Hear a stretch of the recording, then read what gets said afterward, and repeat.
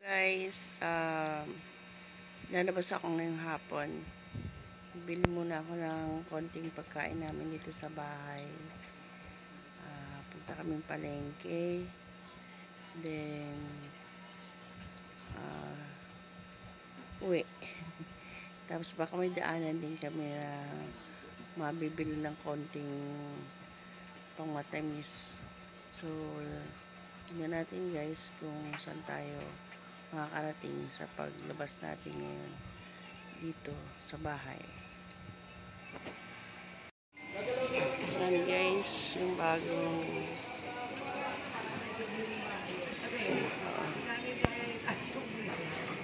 gawa tayong at pinerabil tayong giniling.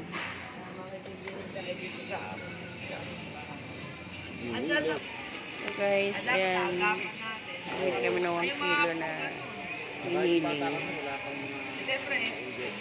So guys, ito yung palengke ng San Mateo. Nasa wet market tayo guys. So, bibili tayo ng pickle relish para sa ating galantina o everlasting. So, ano pa binibili mo, partner?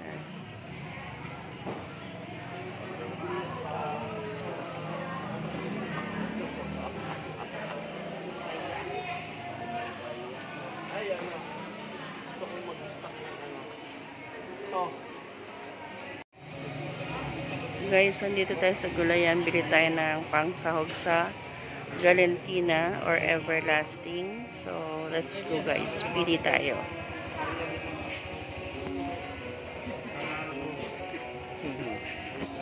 Kahit saan ganito ka, boss? Nagawa mo yung napagdimasan nila.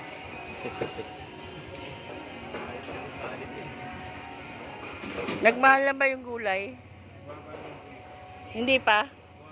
Bumaba na. Tumatambak nga ang repolyo ngayon. Ay, ano yun? Iniwan sa ero nung nagkahango sa sindikata. Talaga? Carrots. Bell pepper. Dali ba ako? Siling labuyo, bili ka. Biglang di ko kinuha sa'yo, sir. Di, ano mangyayari sa repolyo? Yun, truck, no? Kamatis, sibuyas. Wala na tayong stock. Kamatis, sibuyas, bawang.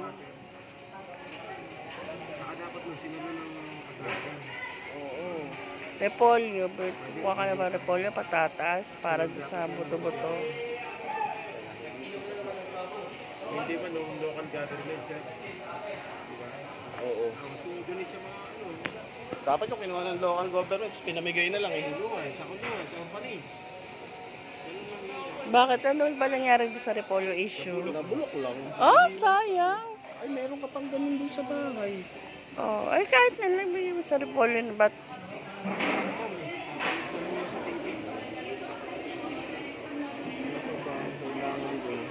Pechay. Bus na? Mustasa na lang daw eh. Patatas. Ay, ano sa harapan mo, patatas? Tsaka sibuyas na mura. Yung dahon. Ayun o.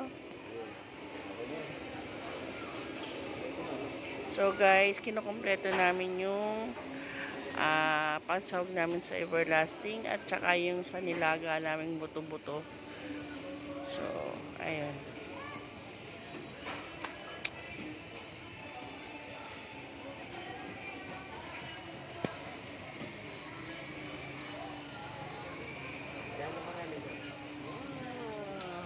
Kumulang lang.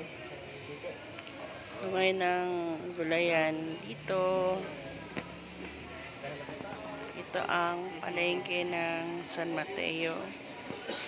Ayan, nandito tayo sa wet market guys. 200? Kano? Siguro mas tatagal sa atin to kasi mas masarap isangag to eh. Kasi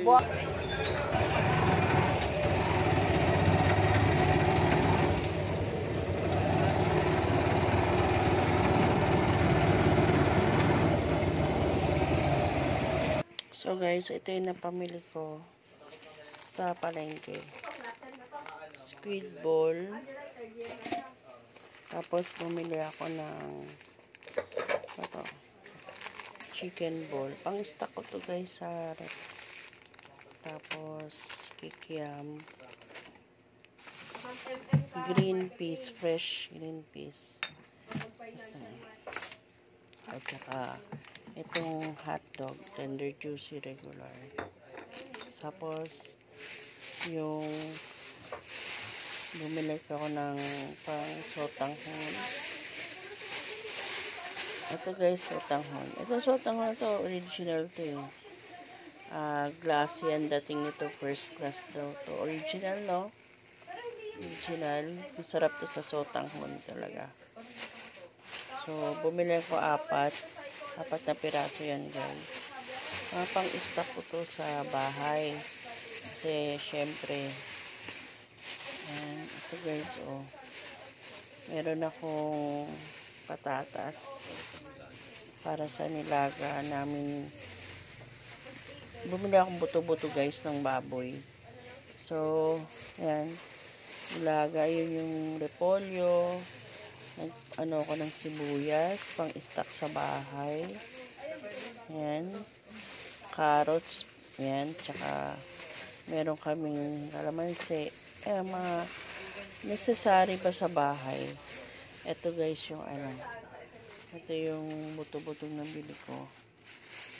Para sa bukas namin na pang-ulam nilagang buto-buto. Ito pa yung pechay at murang sibuyas guys. Yung gulay ngayon guys, mura daw. Sabi nung suki namin. At ito yung 1 kilong giniling. Kaya 1 kilong giniling to guys,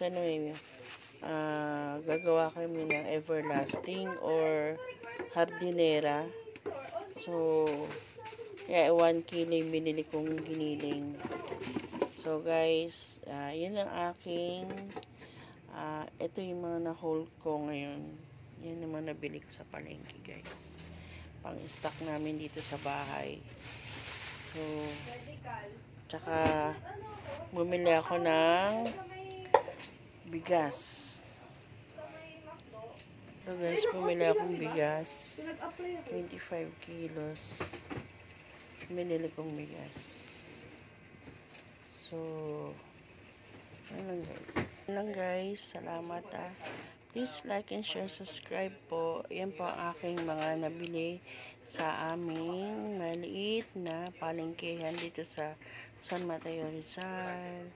Salamat po. Please like, share, subscribe. Thank you so much.